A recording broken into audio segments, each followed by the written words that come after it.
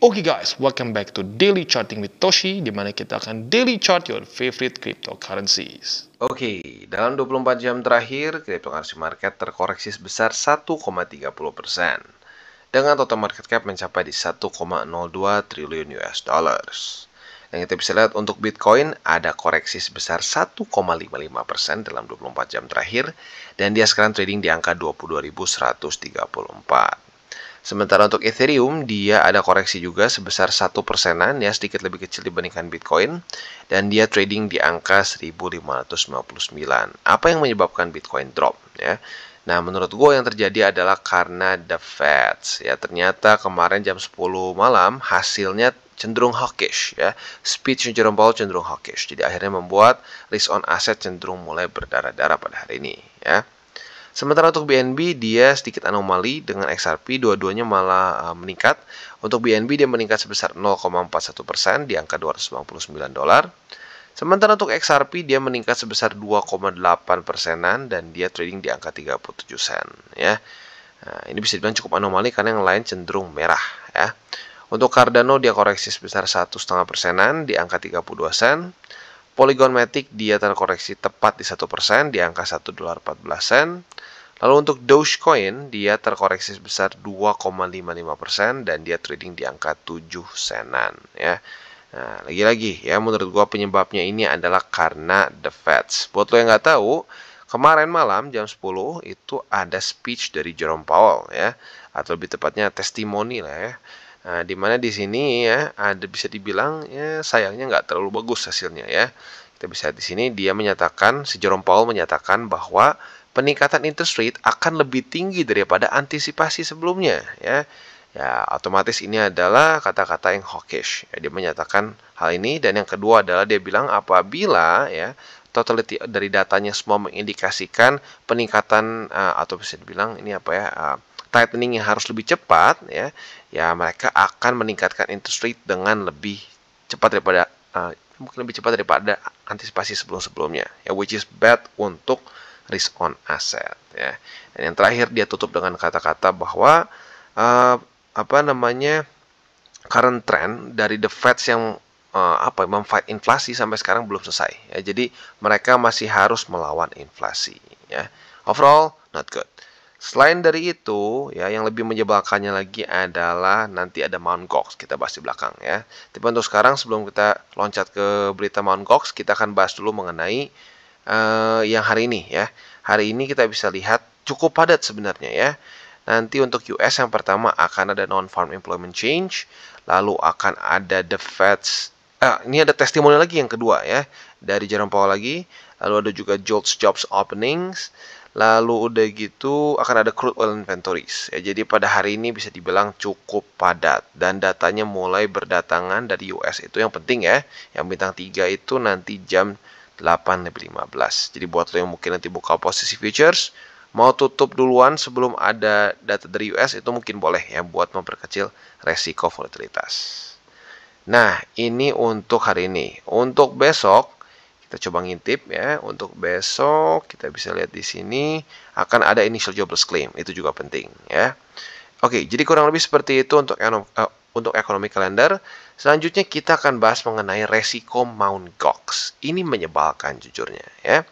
Buat lo yang sudah ngikutin Crypto Indonesia dari 2021, ya, 2021-2022, kemungkinan sudah tahu bahwa Mt. Gox ini menjadi salah satu resiko yang cukup besar untuk cryptocurrency market, ya.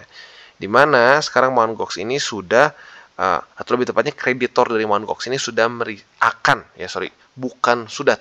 mereceive kurang lebih 137.890 Bitcoin, ya.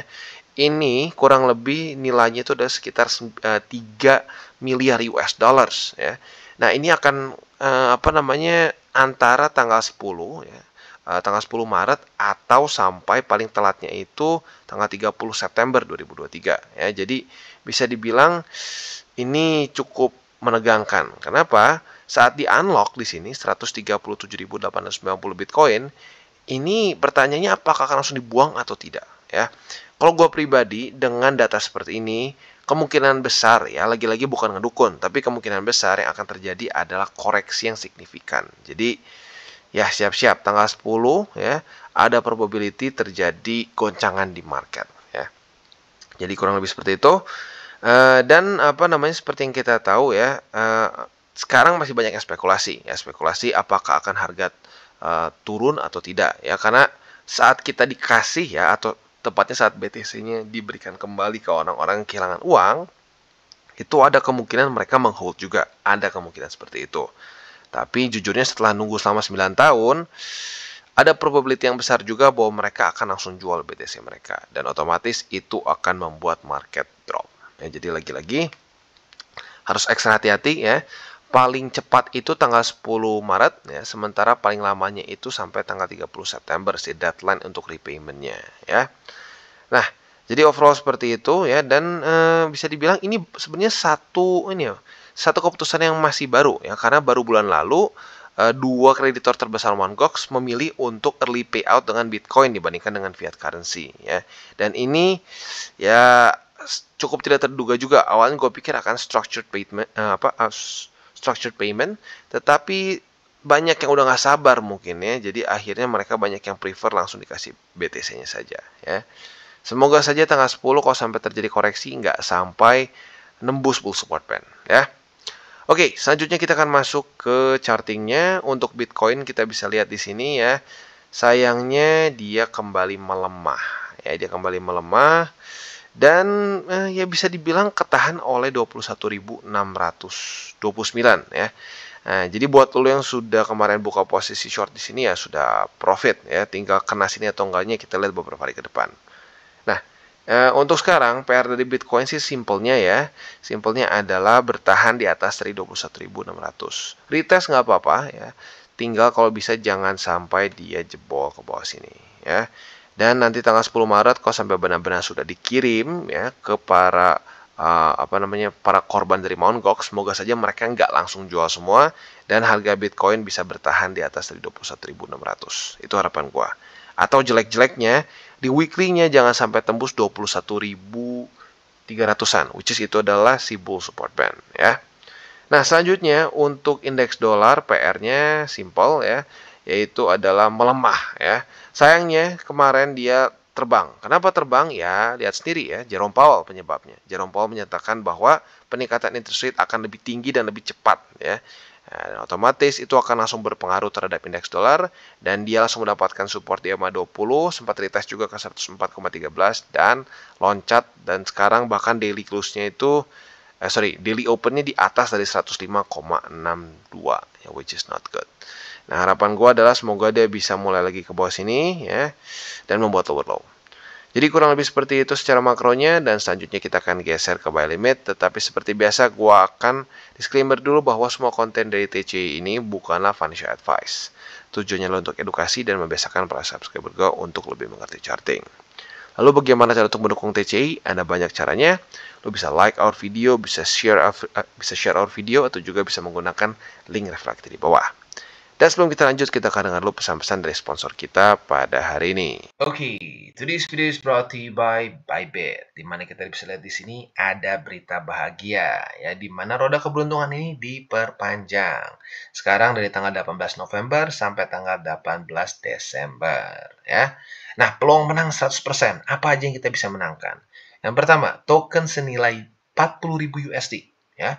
iPhone 14. Jadi buat lo yang pengen beli iPhone 14 di hold dulu, siapa tahu menang di sini. Smart TV dan juga Adidas jersey. Ya, buat lo yang pernah main sebelumnya, purchase caranya ya. Jadi tugas kita di sini adalah mengumpulkan tiket sebanyak mungkin supaya bisa ikutan si roda keberuntungan ini. Andaikan lo punya satu roda keberuntungan ya, atau satu tiket roda keberuntungan, lo klik mulai, dia akan muter. Nah, nanti kita bisa lihat lo menangnya apa ya. Kriteria untuk partisipasi yang pertama adalah hanya untuk pengguna dari Indonesia, Thailand, dan Filipina saja ya. Yang kedua, hanya untuk pengguna yang telah terverifikasi alias sudah KYC ya. Nah, apa saja caranya biar kita bisa mendapatkan tiket? Yang pertama, ini yang paling mudah ya, 2 tiket undian berhadiah untuk yang pertama kali deposit perdana ya, dan juga total deposit lebih dari 50 USD. Ini yang paling mudah. Lalu juga ada 1 tiket undian berhadiah buat kalian trade token tertentu. Token apa aja ada di bawah sini ya. Dan banyak lagi ya. Jadi intinya ada banyak cara untuk bisa mendapatkan tiket ini ya. Dan buat lo yang ingin ikutan promo ini, gue sarankan baca dulu semua syarat ketentuan. Apabila sudah cocok, monggo ikutan. Ya, dan jangan lupa untuk selalu trade di Bybit. Oke, dan selanjutnya kita akan masuk dulu ke Bitcoin. Untuk Bitcoin kita bisa lihat di sini bahwa Bitcoin dengan jelas ke-reject oleh 22.629 sesuai dengan DJWT kita yang kemarin-kemarin. Untuk buy limit spot kita tinggal tersisa di 21.611. Andaikan amit-amit tembus, ya kita akan berubah buy limit secara spotnya, ya. Untuk posisi futuresnya kita bisa lihat di sini retest 1, retest 2. Buat lo yang sudah ngikutin dari tanggal minimal 6 Maret kemarin sudah punya posisi short dan sekarang sedang dalam keadaan profit, ya. Nah, target TP untuk posisi short kita jelas yaitu di 21.611, yaitu untuk posisi short kita. Untuk posisi long kita tinggal kita balik logikanya. Apabila terjadi retest 1, retest 2 di 21.600-an, kita bisa buka posisi long dengan target TP kita di 22.629. Jadi kurang lebih seperti itu setup untuk Bitcoin. Dan sekali lagi ya, yang kita harapkan adalah nanti pada hari ini hasilnya cenderung bagus untuk risk on asset dan juga nanti pada tanggal 10 semoga saja tidak terjadi dump yang parah. Oke, dan sekarang kita masuk ke Ethereum. Untuk Ethereum kita bisa lihat di sini lagi-lagi terjadi rejection yang jelas di angka 1567 ya. Nah, jadi bisa dibilang Ethereum gagal untuk reclaim si daerah struktur 1567. Nah, untuk sekarang yang tinggal tersisa secara spot adalah di 1520, yaitu adalah buy limit ketiga kita. Ya, jadi buat lo yang belum, boleh pertimbangkan untuk limit buy di sini ya. Untuk posisi futuresnya, sekarang kita bisa lihat di sini sudah terjadi retest 1, bahkan 3 kali masuknya di sini ya pada hari ini. Nah, jadi buat lo yang sudah nunggu posisi short harusnya sudah kena dari kemarin-kemarin ya. Dan di sini target dari posisi short kita adalah di 1520 ya. Jadi kurang lebih seperti itu untuk setup posisi shortnya. Untuk setup posisi longnya tinggal kita balik saja logikanya. Apabila terjadi retest 1, retest 2 di sini, kita bisa buka posisi long dengan target TP di 1567.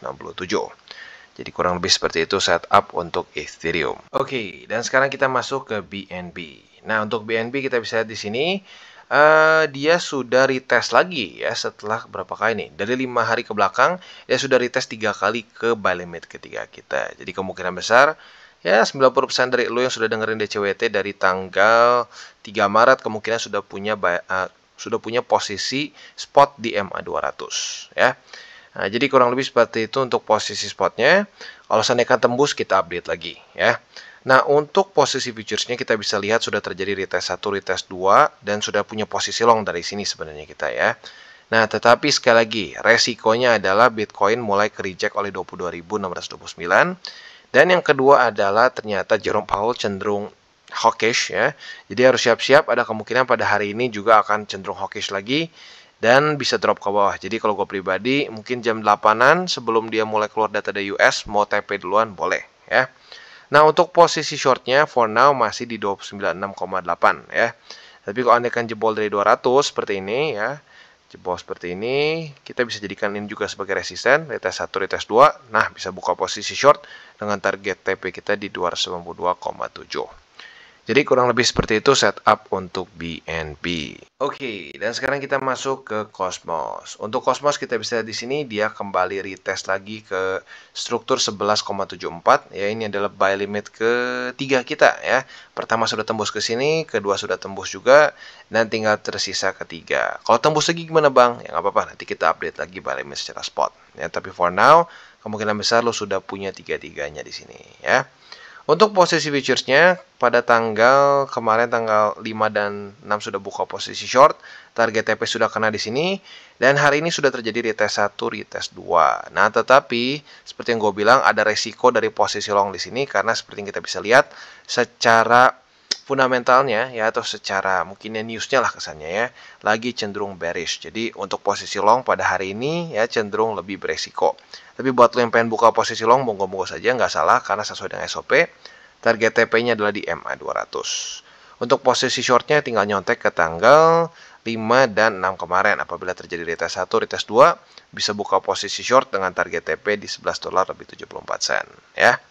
Jadi kurang lebih seperti itu setup untuk di Atom. Oke, dan sekarang kita masuk ke Phantom. Untuk Phantom nih ya, sudah beberapa yang nanya, Bang, bahas Phantom. Ya oke, pada hari ini kita akan update.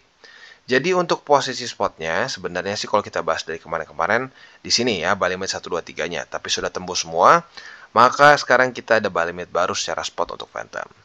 Buy limit pertama di 34 sen, buy limit kedua di 31 sen, dan buy limit ketiga kita di 29 sen. Itu untuk posisi spotnya. Untuk posisi future sebenarnya kemarin sudah kebuka posisi short karena terjadi retest 1 pada tanggal 6 dan retest 2 terjadi pada tanggal 7 kemarin. Ya buat lu yang sudah charting sendiri kemungkinan sudah punya posisi short di sini. Dengan target TP-nya sebenarnya kalau mau ya konservatif sih bisa di sini ya. Di week paling dalam pada tanggal 4 Maret kemarin, which is itu di 0,385 ya. Tapi buat lo yang lebih agresif mungkin bisa pertimbangkan target TP-nya di 34 sen. Untuk posisi long-nya tinggal kita balik logikanya. Apabila terjadi retest 1, retest 2 di sini, kita bisa buka posisi long dengan target TP kita yaitu di 41 sen. Jadi kurang lebih seperti itu setup untuk di Phantom dan juga ending dari DCWT kita pada hari ini. Dan seperti biasa gue tidak akan pernah bosan untuk mengingatkan jangan pakai uang panas dan jangan sampai over leverage. Sekali lagi resiko yang mungkin sedikit bikin deg-degan adalah pada tanggal 10 Maret nanti ya, di mana ada kemungkinan para kreditor Mt. Gox akan mendapatkan 137 ribuan Bitcoin ya, kalau dibulatkan mungkin 138 ribu. Ini bisa menjadi dump yang lumayan parah ya kalau sampai terjadi benar-benar banyak penjualan. Nah, masalahnya kita nggak tahu ya, kita nggak tahu berapa banyak yang akan dijual. Tapi indikasinya cenderung bearish ya. Jadi overall seperti itu untuk DCWT kita pada hari ini. Oke guys, jadi itu adalah akhir dari segmen DCWT kita pada hari ini. Dan jangan lupa bagi kalian yang merasakan manfaat dari segmen ini, jangan lupa untuk share ke teman-teman kalian. Dan apabila lu pengen mensupport channel kita ya TCI, jangan lupa untuk menggunakan link referral kita di bawah. Nggak wajib ya, tetapi apabila lo menggunakan link referral kita di bawah, ada macam-macam ya, dari Bybit, Huobi, Maxi, toko kripto dan banyak lagi ya. Ya walaupun nggak wajib, tapi kalau menggunakan link referral kita, lo secara langsung membantu perkembangan dari TCI. Dan satu lagi, jangan lupa juga untuk join Telegram group kita, di mana kita bisa ngobrol-ngobrol santai mengenai dunia cryptocurrency secara dua arah. So, jangan lupa untuk like, subscribe, click the bell icon, and see you on the next video.